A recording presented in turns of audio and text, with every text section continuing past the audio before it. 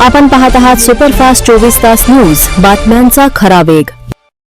हे येणार आहे हे समजल्यानंतर भारतभरामध्ये आणि आपल्या राज्यामध्ये सुद्धा आणि खास करून आपल्या जिल्ह्यामध्ये सुद्धा गावागावातून महिलांनी या विधेयकाच्या बाजूने समर्थन देण्यासाठी पत्र लिहिले, मोदीजींना सह्या लिहिल्या, वेगवेगळ्या माध्यमातून आपला समर्थन व्यक्त केलं. परंतु 3 दिवसाचं विशेष अधिवेशनामध्ये ज्या पद्धतीने विरोधकांनी या विधेयकाला विरोध करून हे विधेयक हाणून पाडलं, त्यानंतर महिलांचं स्वप्न भंग झालं. कारण की बघा, सर्वसामान्य कुटुंबातील महिलांना नेतृत्व हे गुण प्रत्येकामध्ये असतात. आज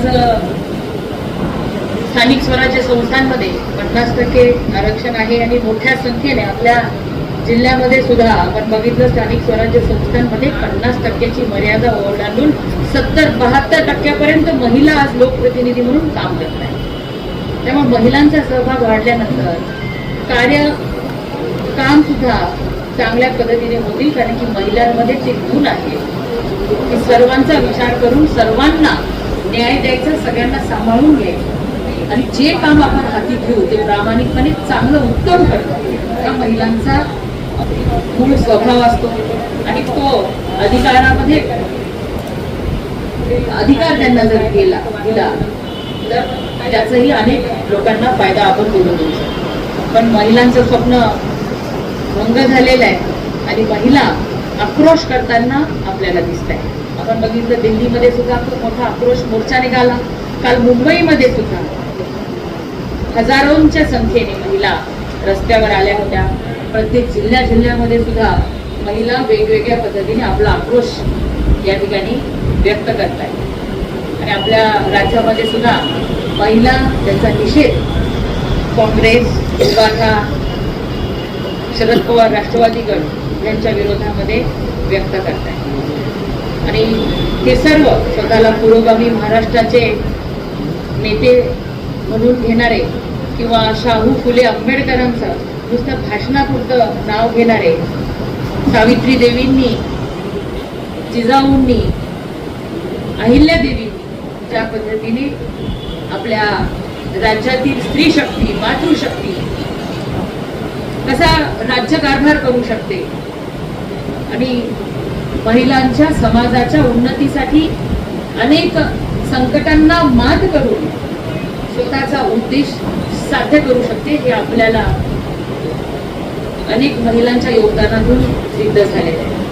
आणि आज त्या काँग्रेस, उभाठा, शरद पवार गटांनी त्या विधेयकाला समर्थन द्यायला हवं होतं, पण त्यांनी ते दिलेलं नाही. म्हणून संपूर्ण महिला भगिनींच्या वतीने आम्ही निषेध करतो आणि काँग्रेस, उभाठा आणि शरद पवार राष्ट्रवादी गटाला आपल्या देशातील महिला धडा शिकवल्याशिवाय राहणार नाही. ते बघा, तेव्हा आता तुम्ही जर मुख्यमंत्री देवेंद्र फडणवीस साहेबांची पत्रकार परिषद ऐकली असणार, त्यामध्ये स्पष्ट मुख्यमंत्री महोदयांनी केलंय की विनाकारण डिलिमिटेशनचा मुद्दा आणून कुठेतरी महिलांना पटवण्याचा प्रयत्न, केविलवाना प्रयत्न त्यांचा चालू आहे की आमचा विरोध तुमच्या आरक्षणाला नाही पण झाला आहे.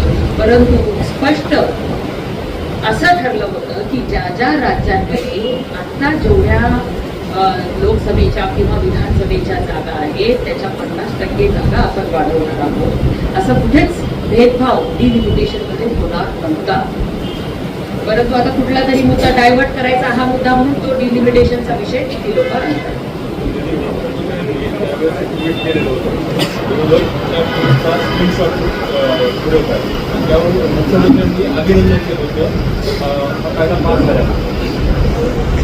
त्या मुख्यमंत्र्यांनी ते ट्विट केलं कारण की आपण तो तेव्हा 2/3 मेजॉरिटी भाजपाकडे होती म्हणून विरोधकांनी, काँग्रेसने त्याला समर्थन दिलं होतं. पण आज परत हे बिल आणलं. हे बघा, जनगणनेच्या नुसार हे सगळं काय करणं गरजेचं असतं आणि आपली जनगणना 2021 आपल्या कोरोना काळामुळे ती कंप्लीट होऊ शकली नाही आणि 2027-29 पर्यंत पूर्ण होणार नाही. त्यामुळे हे बिल आपल्याला आता आणावं लागलं. जनगणनेच्या नंतर पण आपण मग तोपर्यंत आपली तयारी करून ठेवणं आपलं अपेक्षित होतं. म्हणून त्यासाठी हे बिल आणलं, परंतु विरोधकाला फक्त विरोध करायचा म्हणून अशा पद्धतीचे ते विरोध करत आहे किंवा देवेंद्रजींचं ट्विट सांगून काहीतरी विषय डायव्हर्ट करण्याचा ते प्रयत्न. काल नांदेडचे